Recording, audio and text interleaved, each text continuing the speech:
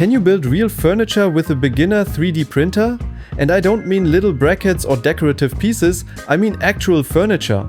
Something stable, functional, something you would confidently put in your living room. That's exactly what I wanted to find out. To test this properly, I didn't want a heavily modified machine or some high-end industrial setup. I wanted something realistic, something that someone could actually buy and use at home. So for this project I'm using the Elegoo Centauri Carbon 2. Elegoo sent me the printer for this build, and honestly, I think this is the perfect scenario to test it in. If a beginner level machine like this can reliably produce parts strong enough for furniture, that says a lot about how far 3D printing has come. But the printer isn't really the hard part, the design is.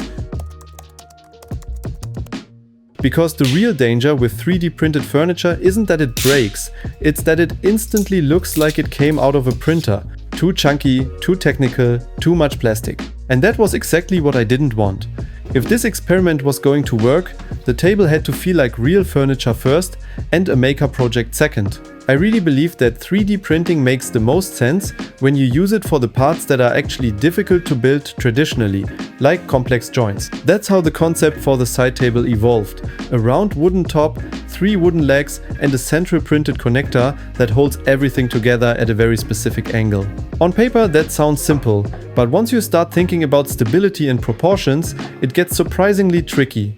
Straight legs would have been easy, but visually boring. Angled legs look better, but then stability becomes critical. If the geometry is even slightly off, the whole table feels unstable. I kept coming back to this idea of the legs crossing slightly in the center, forming a subtle X shape. Structurally, that creates tension and stiffness. Visually, it feels intentional without being over-designed. The problem is that building a joint like that cleanly out of wood alone would require tools and experience that most people simply don't have. And that's exactly where 3D printing becomes powerful.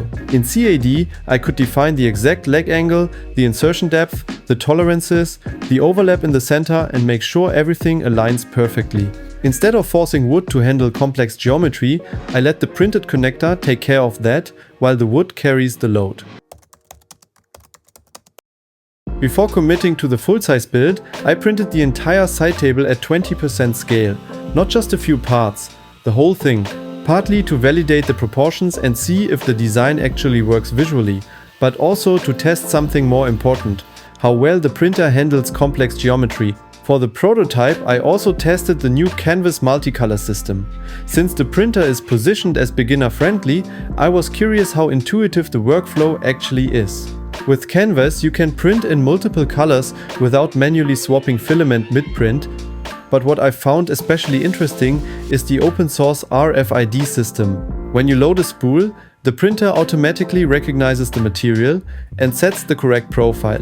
No guessing temperatures, no digging through menus, no manual tuning. And that's actually a big deal if we're talking about beginners building something like furniture.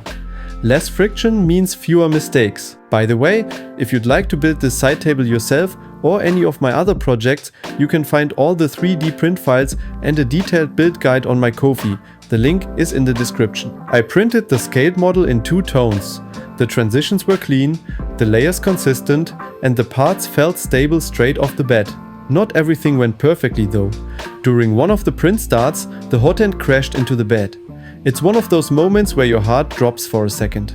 But this is actually where something important shows up. What matters isn't that something can go wrong. What matters is how easy it is to recover.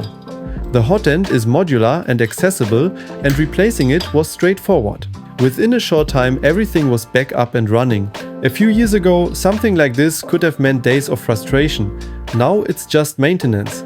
And that's an important part of the beginner conversation too. With the prototype validated and the printer back in action, it was time for the full-size build.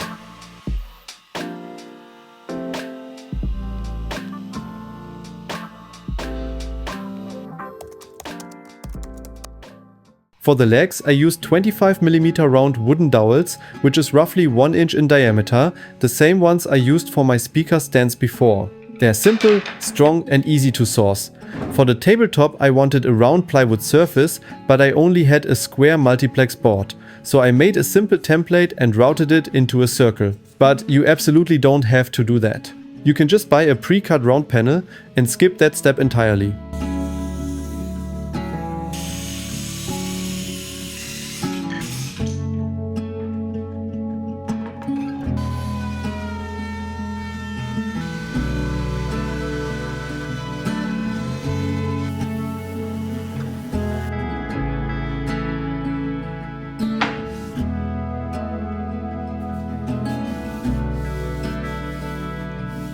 For the printed parts I used Elegoo's beige PLA because I really liked the tone.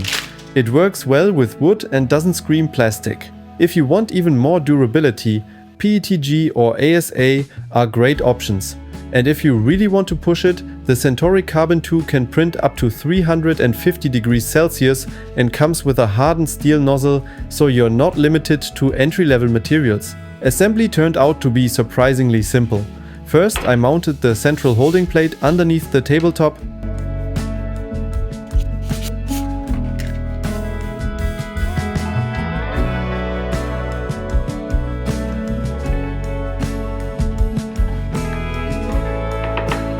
Then I attached the printed feet to the bottom of each wooden leg.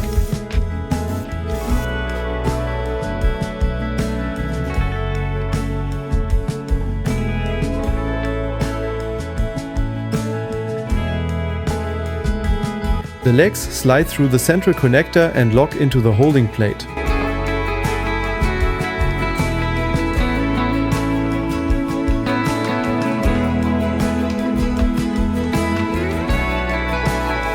A few screws secure everything in place.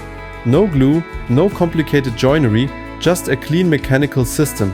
The height is adjustable depending on the leg length. I went with about 40 centimeters overall height, which feels right next to a sofa or lounge chair. And honestly, I really like how it turned out.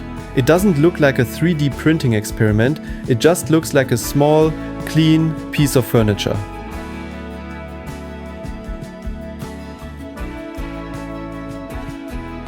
The Elegoo Centauri Carbon 2 handled the structural parts reliably, the canvas system worked smoothly, and overall it feels like a very capable machine in the beginner category. If I had to nitpick one thing, it would probably be the top cover design, which is more of a personal taste issue than a real flaw. What this project really showed me is that 3D printing is turning into a proper tool. Not something only experts use, but something that enables people to build functional objects without needing years of woodworking experience. And that, to me, is the most interesting part. If anyone decides to build this table themselves, I'd genuinely love to see it. And if you're missing the matching lamp, I already built one in my very first video.